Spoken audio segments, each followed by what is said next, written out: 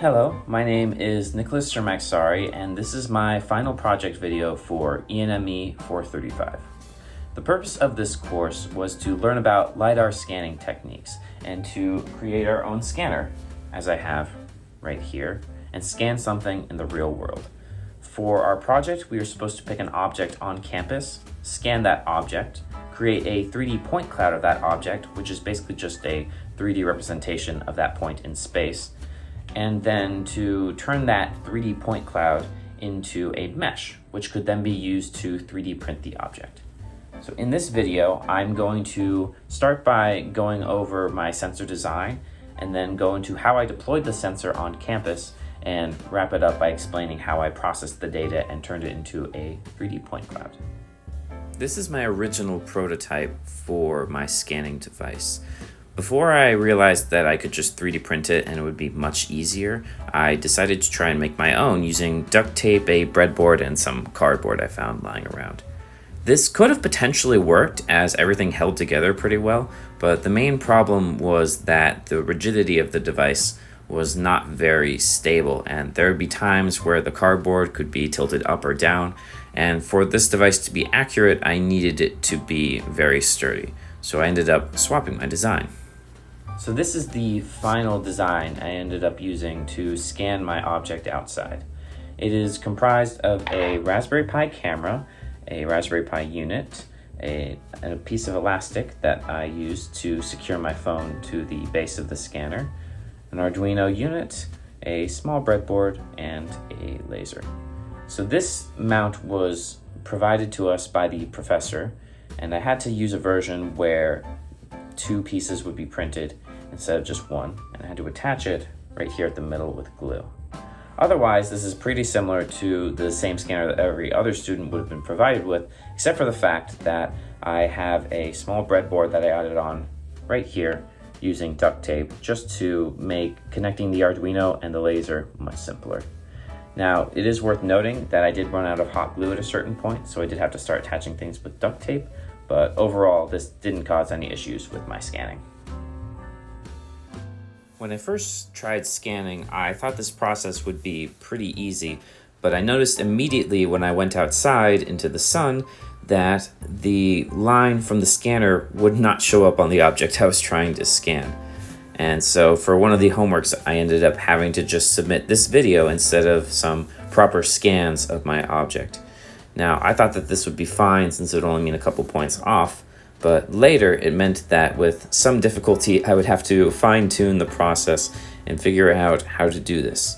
It also meant that daytime and light was very important, so I would have to potentially take some scans at night or find the right time of day, maybe at dusk or some other time.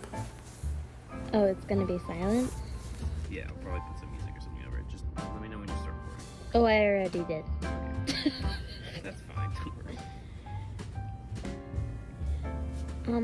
It's kind of dark. Can you see me at all? Yeah, you're orange. Okay, that's good. But I cannot really see the grill. Ooh, look, a laser. That's fine. Either way. Do I stop it? Yeah, you can stop it. So after I finally came back at night, I had a chance to scan the grill properly, and I was using a tripod this time instead of just holding it by hand. Because what I learned is that if you're trying to scan everything and just hold everything steady with your own hand, you're going to get some results that are less than optimal. So for the most part, I was able to use this tripod setup with my scanner in order to create a red line across the object I was scanning, and to then use my camera to take a picture of the object. Now, as you can see, it ended up looking pretty good on the screen, and from here we could begin the process of turning those images into a point cloud, which involved some more code, but for the most part, after getting all my scans in, it was pretty easy to finish the rest of it. It was also worth noting that on that night it was raining, so I was very lucky to get the scans when I did and to figure it out within the time frame of that assignment.